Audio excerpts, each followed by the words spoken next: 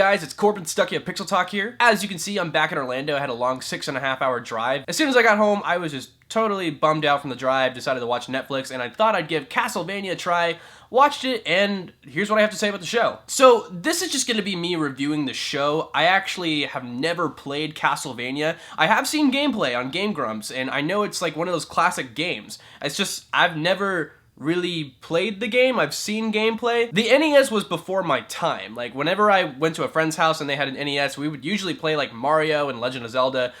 For some reason, I've never played Castlevania, and I'm really surprised. I'm a video game addict. But I'm pretty sure I know just enough to watch this show. It's just basically a 2D side-scroller. It's a guy, he has a whip, he's trying to kill Dracula, but he's got to kill all these demons and other vampires. That actually sounds like a really entertaining game. I really gotta play that. And what really had me on board with this video game adaptation was that it was being produced by Adi Shankar, who directed the rated R Power Rangers short from 2 years ago. Kinda wish that they did that instead of the actual movie. Well, the actual movie was good. And believe it or not, I just finished the show. I just got done watching it, and now I'm filming my review. And one of the takeaways from the show is the animation. I really do like the animation in this. It's bloody, it's gory, and that's my favorite kind of animation, where it goes to that rated R route. And also one of the takeaways from the show is it's hand-drawn. That's something that we don't really see nowadays, especially in American media. Everything's digital nowadays, and what I really liked about this show is the hand-drawn aspect and how it really brought out the gore, I think. I think it made it really detailed,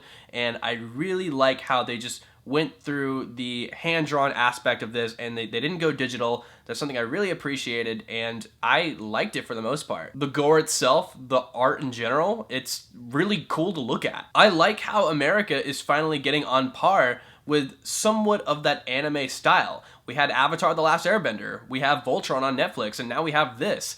This is a really good add-on to, I guess, what do you call it, American animation?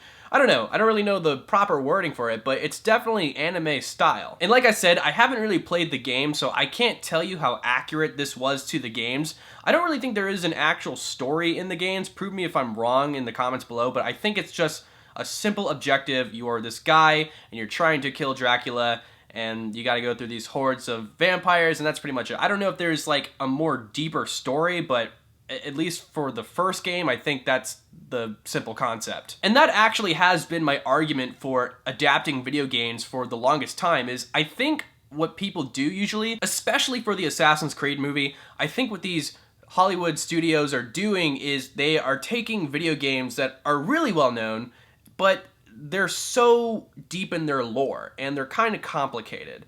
I think what really needs to happen is we need to start off with games like 2D games that don't have much of a story, and then we can kind of add our own little twist to it and do whatever we want. And that's actually what has occurred here. We have this story about this guy trying to kill Dracula, but there's actually a lot more complex things going on in this world. There's a church involved, there are these people who aren't really Christian, but they follow some type of religion where it involves magic. They want to help people though. This Christian church is trying to kill off these people so they can become the only church in their region. They didn't have to go that deep in this story. They could have just had some guy going after Dracula, but here we have a complex theme, and that's something that I really appreciated, was religion.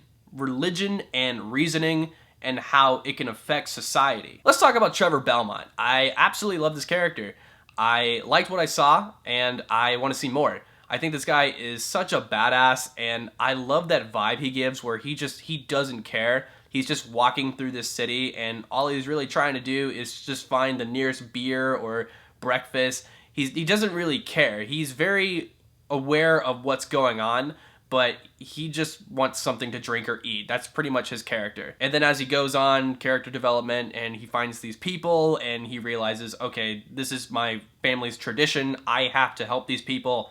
So there's that. And like I said, he is such a badass. He whips someone, and he whips their finger off. I like the animation in this. I just love how violent it is, and this is my favorite kind of animation. I like stuff like Attack on Titan and Tokyo Ghoul, where it's animated, but it's gory at the same time. I don't know if that's just my sick, demented mind, but I really do like that kind of animation that pushes that bar. And as I'm watching the show, I really like how they introduce another character who is kind of the contrast of our main protagonist. And I'm sitting there and I'm like, oh my god, I want to see these characters interact. They're so contrast. I want to see where it takes them. This looks like it's, you know, shaping up to be a really good show. Man, I can't wait for the next episode. It's coming up, right? And then the show ends. This is only 4 episodes, by the way. Oh, and each episode is only 20 minutes long. What were you thinking? This could have easily, with the time length, this could have been a movie. This could have been a movie, and they didn't really have to make it into a show. I don't even know, really, to technically even call this a show. Did they just think that people were going to be scared that they weren't going to be heavily invested? Did they not have enough money? This is only 4 episodes. This is not a TV series. Like, you need more episodes. To really qualify for a first season, you need like 6 episodes, or 8 episodes. The first Walking Dead and the first Breaking Bad, I believe, was 6 episodes. That's the whole point of a first season, is to make these a limited amount of episodes, and then if the viewers like it, then you make more. How can we like it if you didn't even really finish the first season? It's only 4 episodes, guys. What were you thinking? And you ended on such a cliffhanger. Like, not even just a cliffhanger. A cliffhanger makes you want more in the second season. I wanted more in terms of the first season. You see these 2 characters interacting, and you want to see what happens next, and then it's over. It doesn't feel like it's a first season. It feels like it's totally unfinished.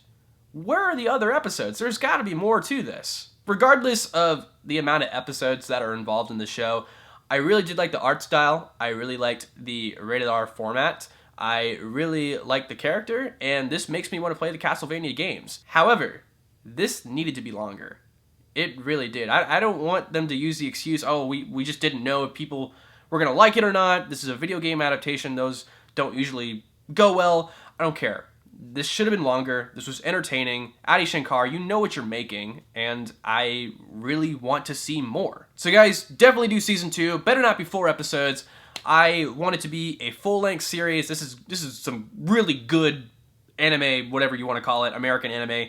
I really liked it. Alright guys, so comment down below what you thought of Castlevania. Like the video, share it, and please subscribe to Pixel Talk if you haven't yet for more reviews, gaming content, and so on. Thank you guys so much. I'm Corbin Stuckey, and this is Pixel Talk.